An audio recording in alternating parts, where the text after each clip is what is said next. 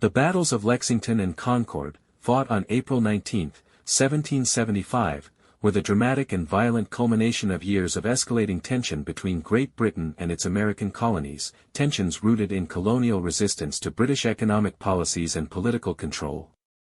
Following the costly French and Indian War, the British government attempted to raise revenue and tighten its grip on the colonies through a series of taxes and regulations such as the Stamp Act, 1765, the Townshend Acts, 1767, and eventually the Coercive Acts, 1774, also known in America as the Intolerable Acts. These laws, coupled with the presence of British troops stationed in colonial towns, especially in Boston, inflamed colonial resentment and gave rise to organized resistance movements like the Sons of Liberty.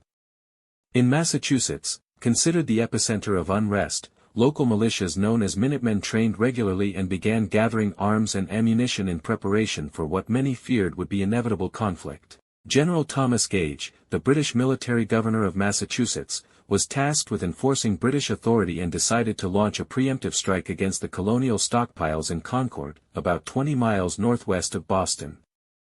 On the night of April 18, 1775, he ordered approximately 700 British regulars, including elite light infantry and grenadiers, to march under cover of darkness to seize the weapons and arrest rebel leaders Samuel Adams and John Hancock, who were believed to be in Lexington.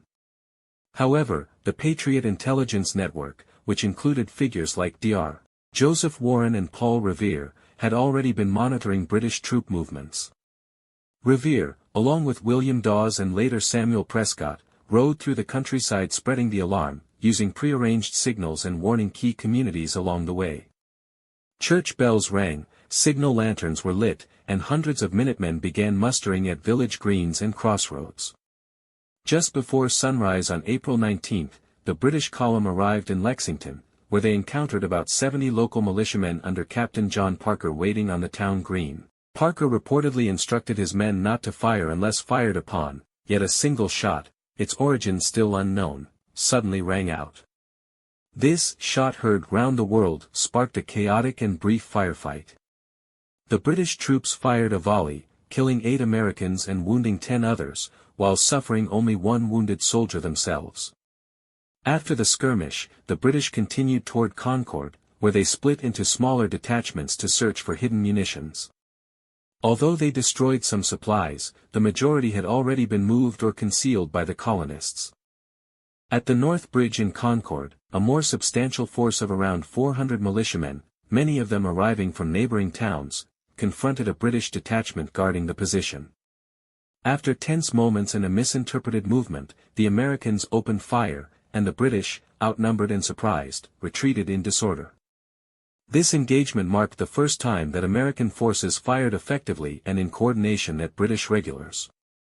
As the British troops began their march back to Boston around midday, their situation grew increasingly perilous. Thousands of militia from throughout Massachusetts had been converging on the area, forming an ever-growing and mobile force that shadowed the retreating redcoats and harassed them with relentless gunfire from behind trees, stone walls, barns, and fences. The British column, exhausted and disorganized, suffered mounting casualties as they passed through the towns of Lincoln, Menotomy, now Arlington, and Cambridge. Only the timely arrival of reinforcements, roughly 1,000 men under Brigadier General Hugh Percy, saved the column from total destruction. Even so, by the time the British reached the safety of Charlestown in the evening, they had suffered 73 killed, 174 wounded, and 26 missing. The American militia, though less well trained, had lost 49 killed, 39 wounded, and 5 missing. These battles had a profound effect not only in the colonies but also in Britain and across the world. They shattered any remaining hopes of a peaceful resolution and demonstrated that the American colonies were willing and able to resist imperial authority by force. In the aftermath, thousands of colonial militiamen laid siege to Boston, trapping the British forces inside the city and marking the beginning of the Revolutionary War. The events of Lexington and Concord were soon celebrated in American newspapers, pamphlets, and songs, galvanizing colonial support and leading to the formation of the Continental Army under George Washington. The bravery of the local militias and the successful resistance to the world's most powerful military empire became a powerful symbol of American determination and the quest for independence.